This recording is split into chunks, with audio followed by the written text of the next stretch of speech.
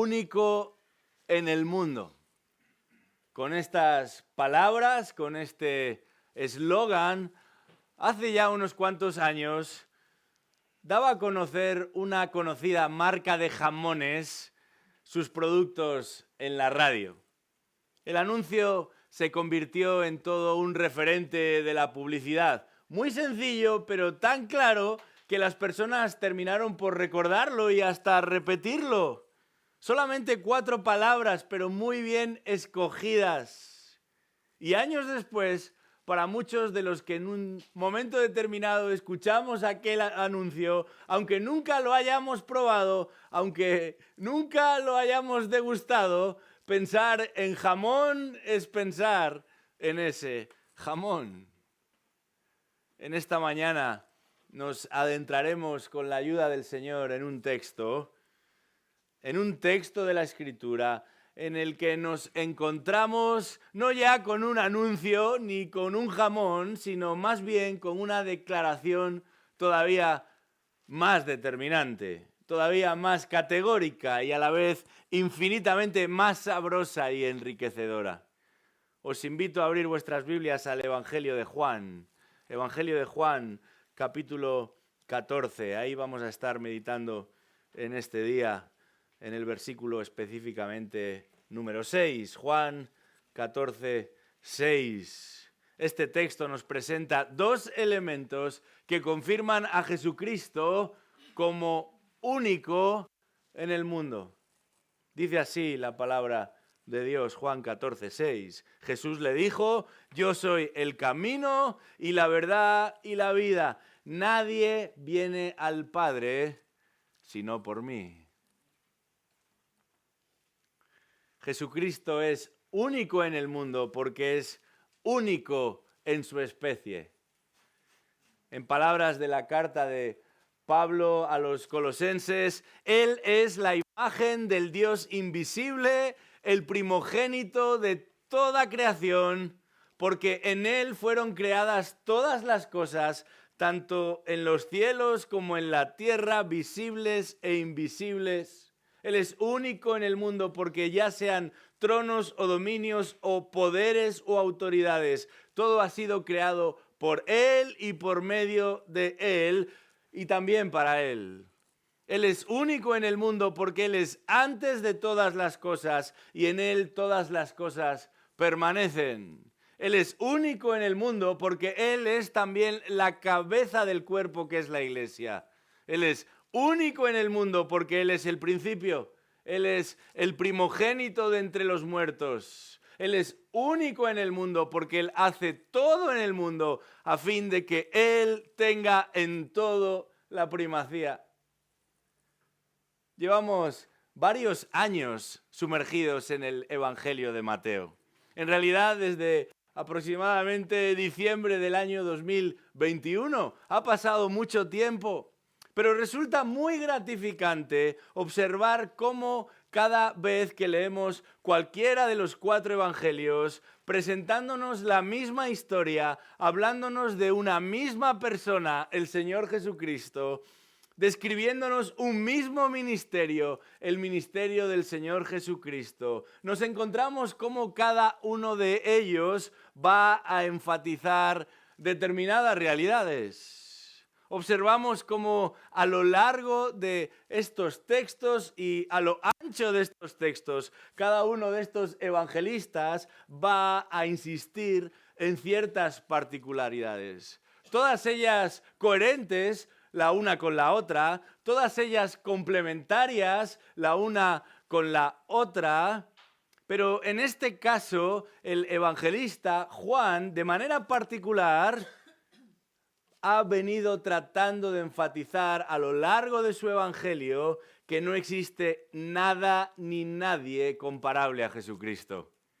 Que no existe nada ni nadie con su naturaleza. Que no existe nada ni nadie con sus mismos atributos. Él es el Hijo de Dios. Él es el Dios hombre. Y cada uno de los famosos yo soy de Jesús que Juan va a presentar en su evangelio y que podemos leer a lo largo de este evangelio apuntan en esta misma dirección. Él es único en el mundo. Jesús dice en el capítulo 6 de Juan, yo soy el pan de vida, porque nadie más que Él puede saciar nuestra alma como Él puede saciar nuestra alma. Jesús dice en el capítulo 8 de Juan, yo soy la luz del mundo, porque nadie más puede iluminar nuestra vida como Él puede iluminar nuestra vida. Jesús dice en el capítulo 10 de Juan, versículo 7, yo soy la puerta, porque nadie más puede abrirnos paso a la eternidad de la manera en la que Él tiene la capacidad de hacerlo. Jesús dice en el capítulo 10, también versículo 11, yo soy el buen pastor, porque nadie más puede orientar y guiar nuestra vida de la manera en la que Él sabe orientar y guiar nuestra vida. Jesús dice en Juan 11, 25, yo soy la resurrección y la vida, porque nadie más puede garantizarnos cruzar el umbral de la muerte con la misma garantía que Él puede hacerlo. Jesús dice en el texto que tenemos por delante, yo soy el camino, la verdad y la vida en Juan 14, 6. Y finalmente Jesús dice en Juan 15, 1, yo soy la vid verdadera. Porque solamente Él, nadie más que Él, solamente conectados con Él y a través de Él podemos florecer. Podemos florecer y podemos fructificar, avanzar aquí y avanzar a la eternidad y por la eternidad. Jesús es único en el mundo y cada uno de estos yo soy de Jesús están apuntando a esta realidad. Y en esta mañana estaremos prestando atención particular a este penúltimo de la lista de esos yo soy de Jesús. Ese yo soy que hemos leído en este capítulo 14 de Juan, versículo 6. Y como decía este texto, en realidad podemos dividirlo en dos partes bien diferenciadas. Y lo primero que se nos presenta aquí no es otra cosa que la afirmación de Jesús. La afirmación de Jesús. Él dice, yo soy el camino, la verdad y la vida. En realidad, esto no sucede de la noche a la mañana, que Jesús se va a dirigir a sus discípulos en estos términos. Nos encontramos en un momento clave del ministerio de Jesús. Dice el versículo 1 del capítulo 13 que justamente antes de la fiesta de la Pascua, sabiendo Jesús que su hora había llegado, su hora de pasar de este mundo al Padre, y habiendo amado a los suyos hasta el fin, los amó y los amó de todas las maneras posibles y hasta límites insospechados, poniendo su vida en rescate por ellos. Pero dice el versículo 1 que habiendo amado a los suyos que estaban en el mundo, los amó hasta el fin. Y en ese amarlos hasta el fin, decidió reunirlos. Decidió congregar específicamente a sus discípulos para una última cena. Una última cena en el conocido como aposento alto. Y fue en ese lugar donde juntos celebrarían una última Pascua. Pero sobre todo recibirían esos discípulos unas últimas instrucciones. Y entre paréntesis, así de esta forma, con esta perspectiva, deberíamos acercarnos a la instrucción de Dios, a la instrucción de Cristo que las Escrituras nos ofrecen. La idea que está detrás de este texto bíblico, la idea que está detrás de cada texto bíblico es que Dios nos ha amado de tal manera que no solamente nos ha dado a su Hijo, sino que también nos ha dado su instrucción, su guía, su orientación.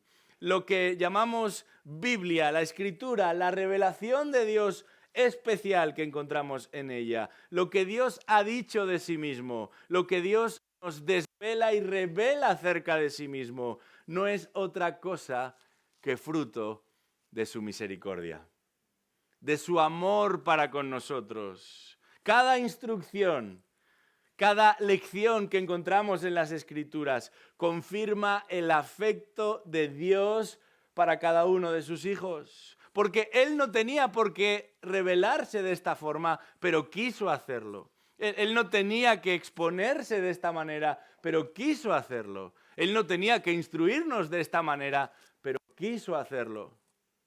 Y en este caso estamos ante la última lección formal que Jesús va a impartir a sus discípulos antes de ir a la cruz.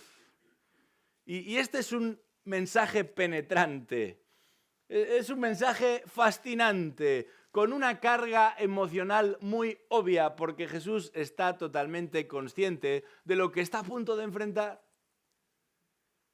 pero con un peso espiritual y teológico realmente profundo. Jesús va a buscar animar a sus discípulos porque ama a sus discípulos. Jesús va a tratar de orientar a sus discípulos porque ama a sus discípulos. Jesús, a pesar de que ya se está preparando para lo que ha de tener que encontrar al salir de este lugar y de sufrir, busca equipar a sus discípulos porque ama a sus discípulos. Y todo el contenido de esta última gran instrucción de Jesucristo lo encontramos recogido en Juan capítulo 13 hasta el capítulo 17. Y os animo a dedicar un tiempo a leer este texto y a observar cuáles son esas últimas instrucciones de Jesús para con sus discípulos antes de enfrentar la cruz. Pero es en este contexto de reunión, de instrucción, es en medio de esta lección final, lección definitiva de Jesús para con los suyos, que Él pronuncia la afirmación que hemos leído.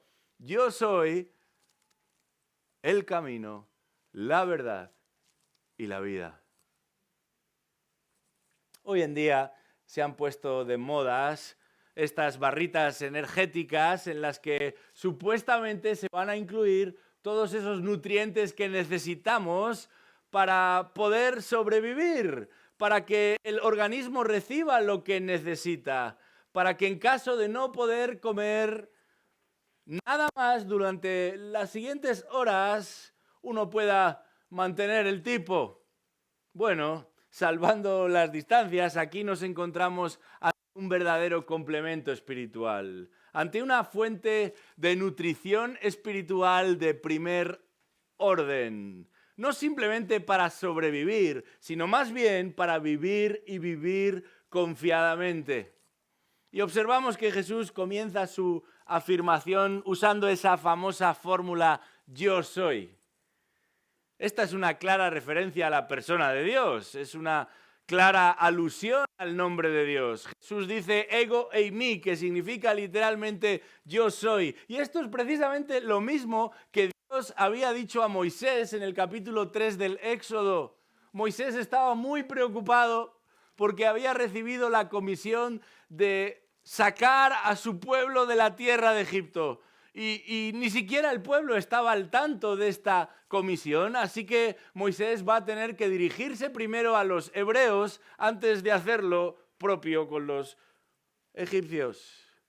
Y en un momento determinado está hablando con Dios y ni siquiera sabe el nombre de Dios y dice, bueno, ¿de qué manera he de presentarte delante de los hebreos? ¿Quién es el Dios que los habrá de sacar de la tierra de Egipto? Y Dios responde a Moisés y le dice, aquí, yo soy el que soy. Y añadió, así dirás a los hijos de Israel, yo soy, me ha enviado a vosotros. Y en este momento de su enseñanza particular a los discípulos, en la recta final de su ministerio, a punto de ir a la cruz, Jesús les dice a los suyos, yo soy. Pero no simplemente yo soy, sino que añade, yo soy el camino. Y 3 veces en estos versículos se hace mención al camino. En el versículo 4 dice, conocéis el camino a donde voy. En el versículo 5 dice, Señor, si no sabemos a dónde vas, ¿cómo vamos a conocer el camino? Esto lo pregunta Tomás. En el versículo 6 Jesús dice, yo soy el camino. De manera que en este diamante de 3 caras que es el yo soy de Jesús, el camino aquí quizás tenga una dimensión un poco mayor que el resto, porque ese es el tema de fondo. Jesús en el capítulo 14 que estamos leyendo, en el versículo 1, les había dicho a sus discípulos que podían tener tranquilidad, podían tener confianza y paz. No se turbe vuestro corazón, les dice Jesús. Creed en Dios, creed también en mí. En la casa de mi Padre hay muchas moradas, dice Jesús. Si no fuera así, os lo hubiera dicho, porque voy a preparar un lugar para vosotros. Y si me voy y preparo un lugar para vosotros, vendré otra vez y os tomaré. Os tomaré conmigo para que donde yo estoy, allí estéis también vosotros.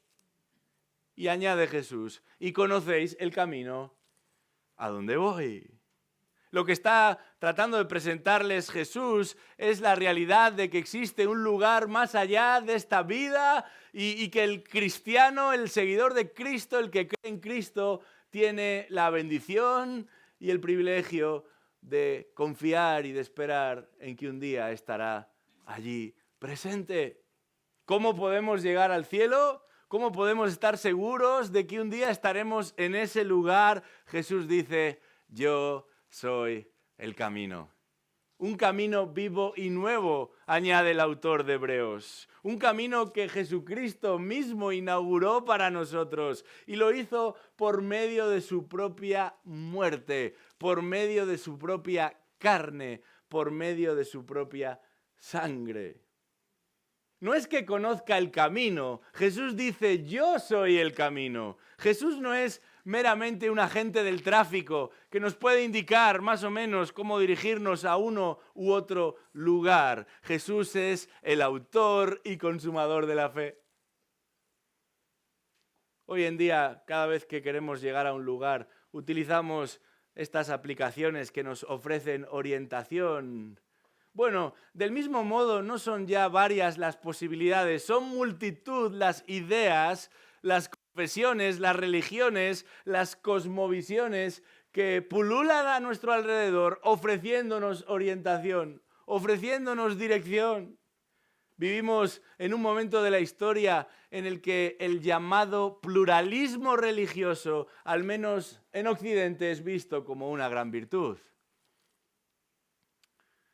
Y yo siempre que pienso en el pluralismo religioso me acuerdo de una ocasión en la que estaba participando de un ministerio de evangelismo en un hospital.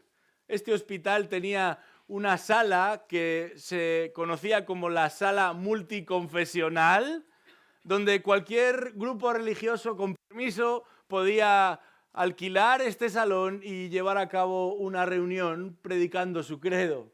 Lo curioso es que en el medio de este salón había un púlpito un poquito más grande que este, y en ese púlpito un mensaje, una palabra escrita además con los símbolos que caracterizaban a las grandes religiones históricas.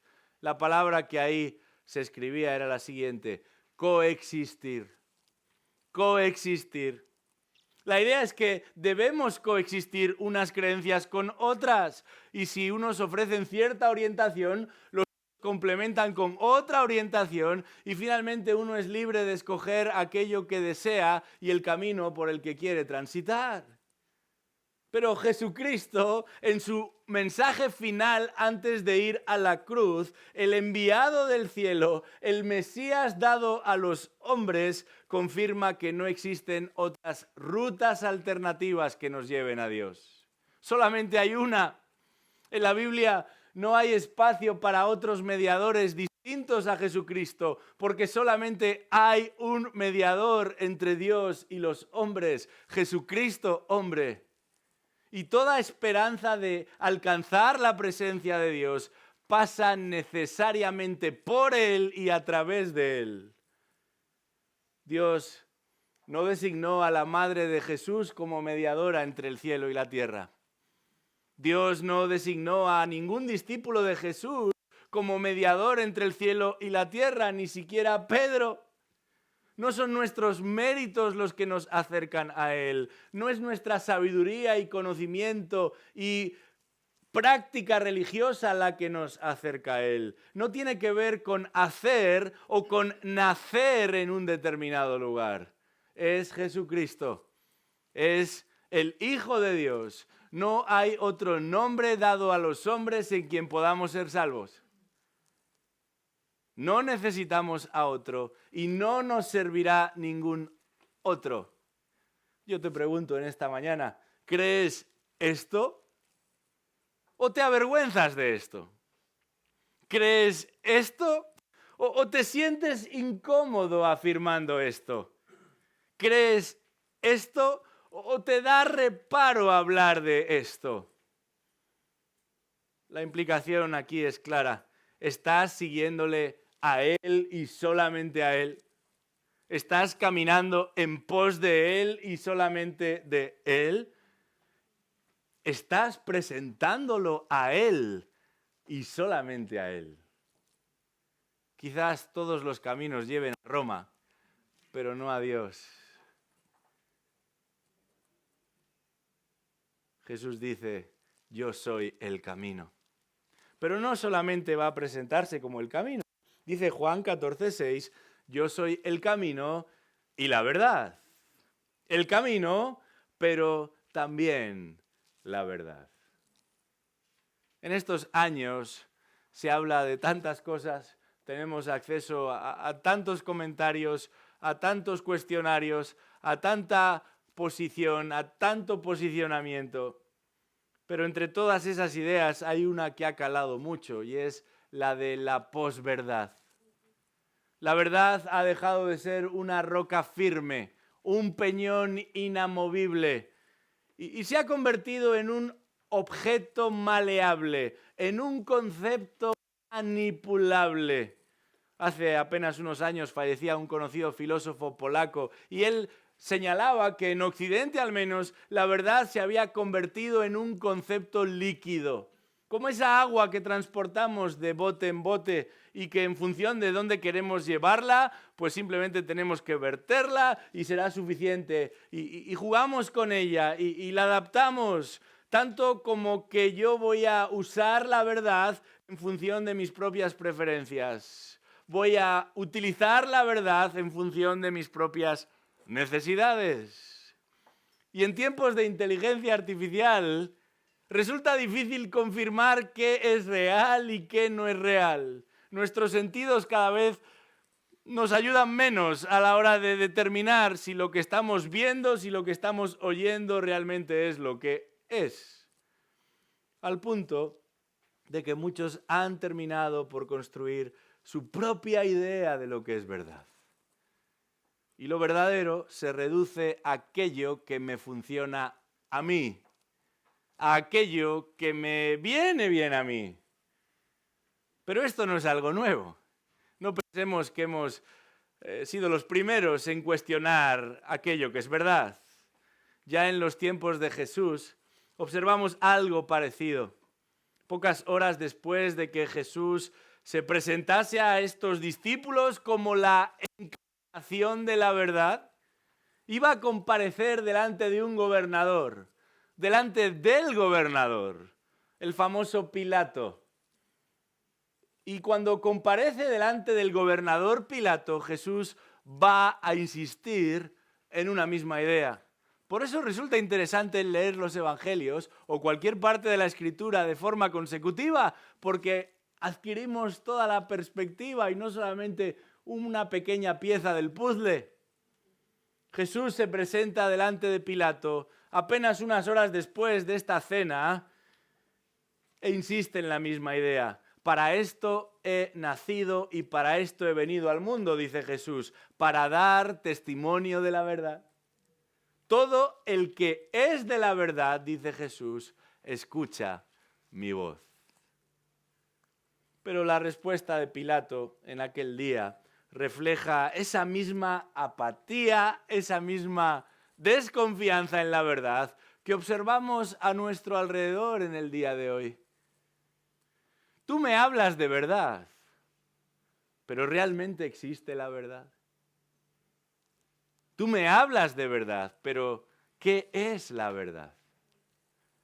Aquel hombre aquel gobernador, aquel día tuvo delante a la verdad encarnada y no supo verla, no quiso verla, no quiso leerla, prefirió aferrarse a sus propias ideas, prefirió entregarse a sus propias estrategias y objetivos en la vida.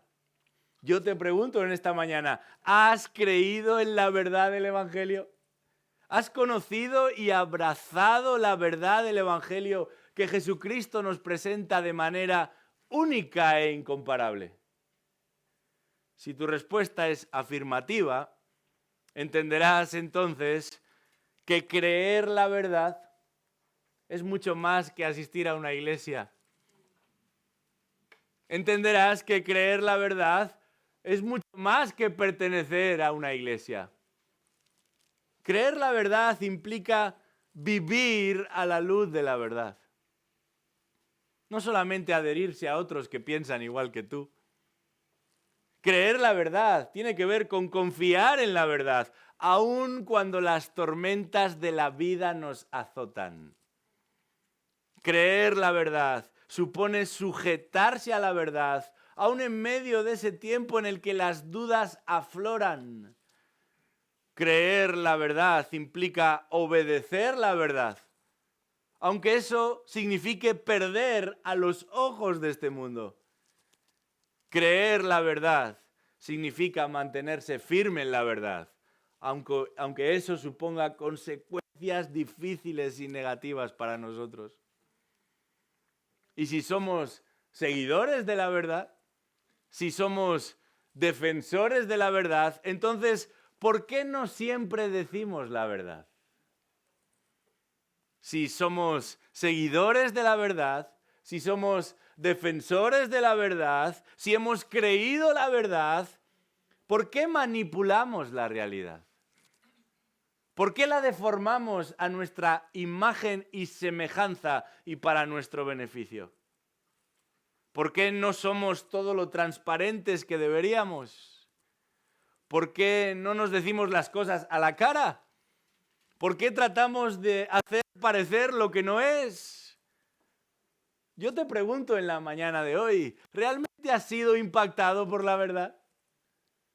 ¿Realmente entiendes que delante del Dios que todo lo ve no puedes ocultar nada? ¿Realmente sabes que estás desnudo ante su presencia, que resulta inútil tratar de esconderse o de disfrazarse delante de Él? ¿Eres consciente de que ese no es el camino? ¿Estás al tanto de que esa no es la verdad? Hay un elemento más en esta afirmación de Jesús. Él dice, yo soy el camino, la verdad y también la vida. En el versículo 4 del primer capítulo de este mismo evangelio, Jesús es descrito en estos términos por Juan. En él estaba la vida y la vida era la luz de los hombres. Como alguien ha dicho, Él es la vida y la fuente de la vida porque Él es el autor de la vida. De la vida y de la vida espiritual. Y eso significa que solamente Jesucristo tiene la capacidad de impartir vida y de impartir vida espiritual. Los amantes de los libros suelen ser bastante peculiares. Y entre esas peculiaridades se encuentra la de preferir siempre el libro a la película. Y te dirán que la película no recoge tan bien la intención del autor, que se han saltado esto y aquello, que no aparece esto y aquello, que se han inventado esto y aquello. Aunque a veces hay excepciones. No sé cuántos de los presentes han leído la famosa saga de las Crónicas de Narnia. Las películas no han tenido ni mucho menos tanto éxito como los libros. Pero en la primera de estas películas, El león, la bruja y el armario, hay una imagen preciosa. La del gran león, el rey Aslan, devolviendo vida a todos aquellos seres que la malvada bruja había convertido en piedra. Solamente con su soplido regresan a la vida. Solamente con su aliento ellos mismos vuelven a respirar. Esto es lo que Jesucristo tiene la capacidad de hacer.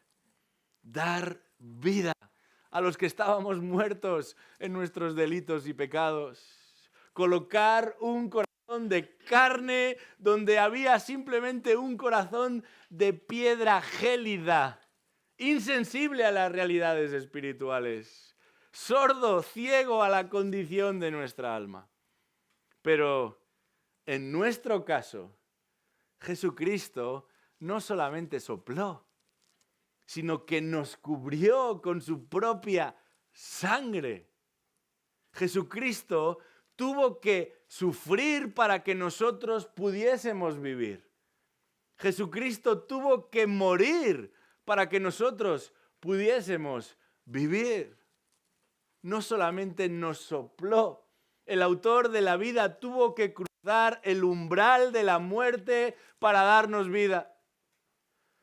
Y lo hizo. Cristo murió, pero también resucitó. Y por eso estamos aquí y por eso un día estaremos allí. Porque Él vive y porque Él vive, nosotros también viviremos. Decíamos al principio que estamos ante una afirmación determinante de parte de Jesús. Esta es una afirmación categórica. Jesús es único en el mundo porque solamente Él es el camino, solamente Él es la verdad, solamente Él y en Él encontraremos la vida. Pero hay algo más, hay un elemento más. Hemos hablado de la afirmación de Jesús, pero a continuación nos encontramos con una advertencia. La advertencia de Jesús. Jesús dijo, yo soy el camino, la verdad y la vida. Esta es la afirmación y a continuación nos encontramos con la advertencia. Nadie viene al Padre sino por mí.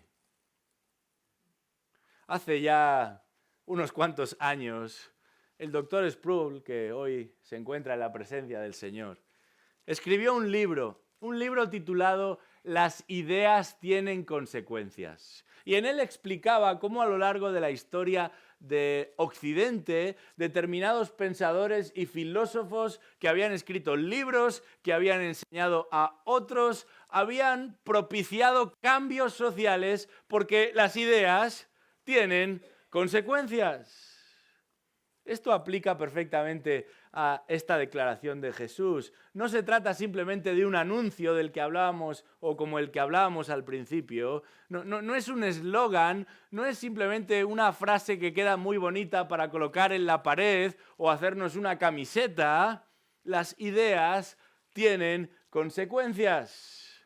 Si yo soy el camino, dice Jesús, si yo soy la verdad, dice Jesús, si yo soy la vida, dice Jesús, entonces eso significa que nadie viene al Padre, nadie tendrá acceso a Dios, nadie podrá presentarse y acceder a la presencia de Dios si no es por mí.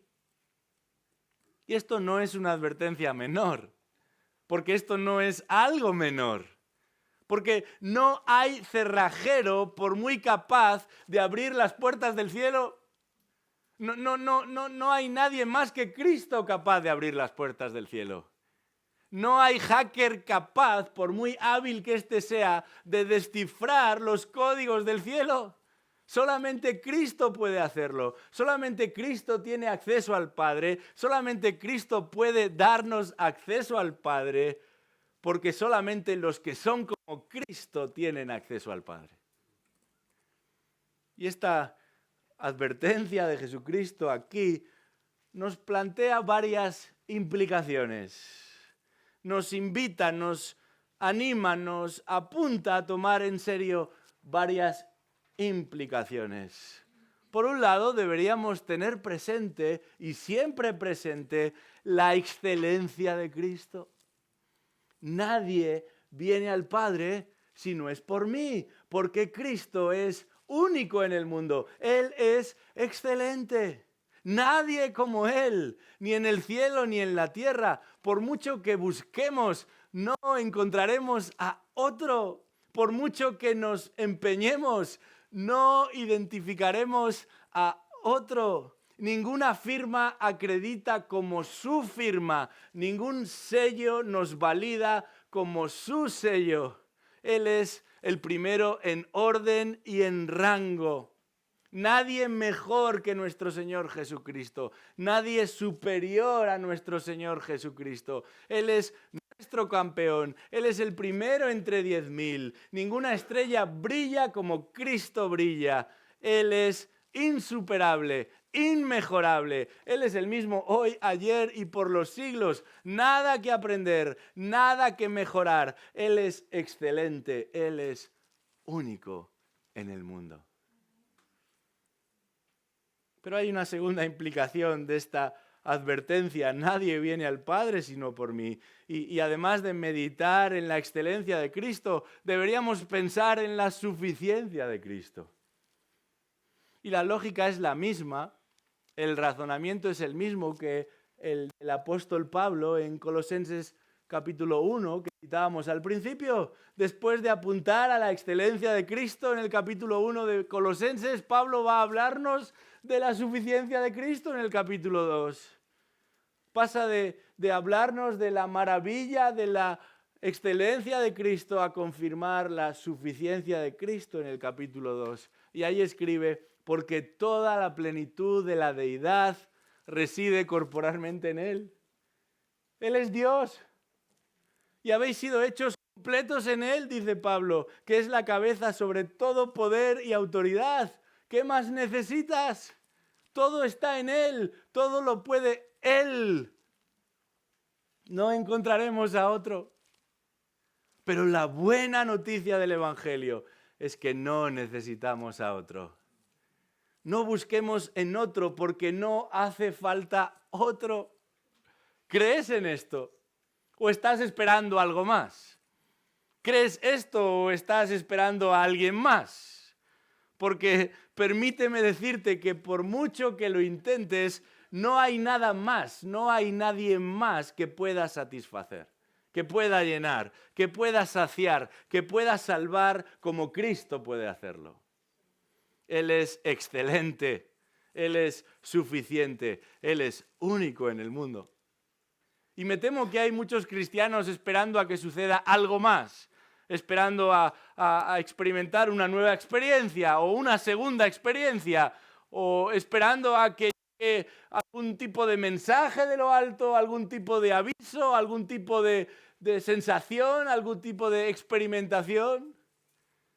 Dice la Escritura que en Cristo hallamos nuestro todo. No necesitamos nada más. Él es excelente, Él es suficiente. Pero esta advertencia nos plantea una aplicación, una implicación más. Y deberíamos pensar también en la exclusividad de Cristo. Es Él mismo el que dice, nadie viene al Padre sino por mí. Podríamos darle la vuelta a esta declaración y expresarlo así. Si alguien pretende llegar al Padre, solamente hay un camino, solamente una verdad, solamente una vida. En una sociedad donde se habla tanto de pluralismo, en una sociedad donde se habla tanto de posverdad, en una sociedad donde se habla tanto de tolerancia, hemos de afirmar confiadamente, hemos de proclamar confiadamente que solamente en Él hay salvación, que solamente en Él hay salvación, porque solamente en Él hay salvación. Ninguna otra llave abrirá las puertas del corazón del ser humano. Ninguna otra llave abrirá las puertas del cielo. Pero me temo que hay muchos más preocupados por lo que pensarán los hombres que por lo que piensa Dios. Hay muchos que sienten más compasión por el pecado de los hombres que por la santidad de Dios.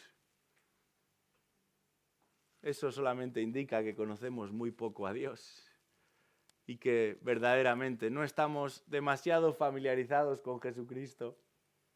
Él es único en el mundo. No nos conformemos con menos. Él es único en el mundo. No persigamos premios peores. Él es único en el mundo. No nos entreguemos a realidades y ocupaciones inferiores. Él es único en el mundo. Sigámosle a Él, porque Él es el camino. Fiémonos de Él, porque Él es la verdad. Esperemos en Él, porque Él es la vida y en Él está escondida nuestra vida. Acerquémonos a Él, porque nadie viene al Padre si no es por Él. Vamos a orar. Padre nuestro que estás en los cielos, realmente vivimos tan ocupados y embotados en nosotros mismos y buscando solucionar lo inmediato, tratando de resolver lo que nos acecha ahora y perdemos la perspectiva de lo que observamos en el mundo y en tu palabra y perdemos la perspectiva de quién eres tú y de quiénes somos nosotros, de cuánto nos has dado tú y de cuánto te debemos nosotros. Un texto como este arroja una claridad como ningún otro y nos permite frenar el paso y detenernos y contemplar al magnánimo y magnífico, a Cristo. Nadie como Él.